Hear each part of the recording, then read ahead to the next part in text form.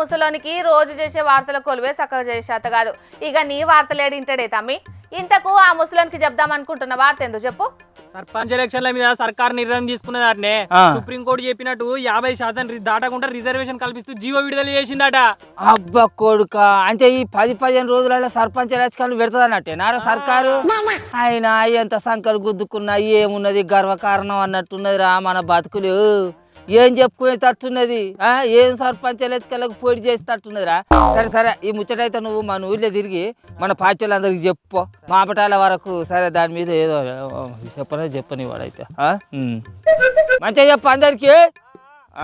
హగో సర్పంచ్ ఎలక్షన్లు అంటే ఎగిరి గంతెత్తో కావచ్చు అనుకుంటే నువ్వేందే గాలి తీసిన ఊపిరి బుగ్గ కదా తుస్సుమన్నట్టు అన్నావు. తుస్సుమనకపోతే ఏం చేయమంటావు మరి?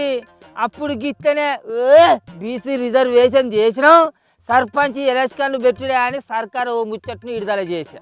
ఇక నేను బుస్సున ఉబ్బి ఇక బతుకమ్మ పండుగ వస్తుంది కదా అని ఏర్పాట్ల మీద ఏర్పాట్లు చేసి అడిగినోని కల్లా పొక్క వాళ్ళగా తాగబోయించిన. అచ్చనక యాంది పెద్ద కోర్టు సర్పు జరితే నీ అక్క సరుసుకబడ్డట్టే అయిపోయా బతుకు. సర్పంచ్ ఎలక్షన్లు ఎడబెచ్చిండు. ఇప్పుడు కూడా ఈ సర్పంచ్ ఎలక్షన్లు గట్టెక్కుతాయి పొడిగెళ్తాయి అని గ్యారెంటీ ఉన్నదా? ఇది కూడా గట్టనే అయ్యేటట్టున్నది మరి. ఈసారి ఖచ్చితంగా జరుగుతాయి కావచ్చునే తాత. ఎందుకంటే సుప్రీంకోర్టు పాత పద్ధతిలోనే 50% రిజర్వేషన్లు పెరగకుండా ఎలక్షన్లు పెట్టుకోమని చెప్పింది కాబట్టి ఇక అడ్డేమున్నది చెప్పు. ఎవ్వలో ఎందుకు అడ్డం ఉండరు? బీసీ రిజర్వేషన్ చేస్తామని బీసీ కుంపటి రాజేసి ఇప్పుడు పెద్ద కోర్టు చెప్పింది కదా అని పాత పద్ధతులనే సర్పంచ్ ఎలక్షన్లు పెడతామని సర్కారు చెప్పినంత మాత్రాన బీసీ సంఘాలు ఊరుకుంటాయా? రోడ్ల మీదకి రారా? ధర్నాలు చేయరా? ఈ ఓట్లను అడ్డుకోరా? అవును, అది కూడా నిజమేనే తాత.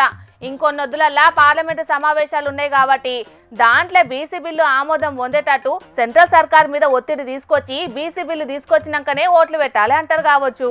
మరి అంటావు ఈ బీసీ బిల్లు నివురు కప్పిన నిప్పు లెక్కనే ఉన్నదే తల్లి.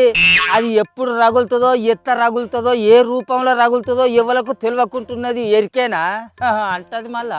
పాపం చెయ్యిపాటి సర్కారు పెంచి పోషించిన ఈ బీసీ బిల్లు ఇప్పుడు వీళ్ళ మెడక చుట్టుకుంటుందని అనుకోలేదు కావచ్చునే. సరే బీసీలకు మేలు చేయాలనే ఆలోచనతోటి చెయ్యిపాటి సర్కారు అసలు ఆలోచన చేస్తుడు మంచిదే, మంచి కమాతే కాదంటలేము. కానీ దానికి ఒక రేవు తావు అనేది ఉండాలి కదా. ఎట్లాగా అధికారం మాకున్నది కదా అని ఇష్టం ఉన్నట్టు జీవోలు ఇచ్చుకుంటూ పోయేది ఉంటే సెంట్రల్ సర్కారు ఉన్నది దేనికి, చట్టాలు ఉన్నది దేనికి? దానికి ఒక రేవు తావు పద్ధతి పాడు అనేది ఉంటుంది కదా, దాని ప్రకారం నడుచుకోవాలి కదా. ఇక ఇష్టం ఉన్నట్టు చెప్పుకుంటూ పోతాం, మేము చెప్పిందే రాజ్యం అని అంటే జనాలు ఏమన్నా బయట తెలియదక్కువల్ల వాళ్ళకు కూడా ఉంటుంది ఆలోచన చేసే అంతే.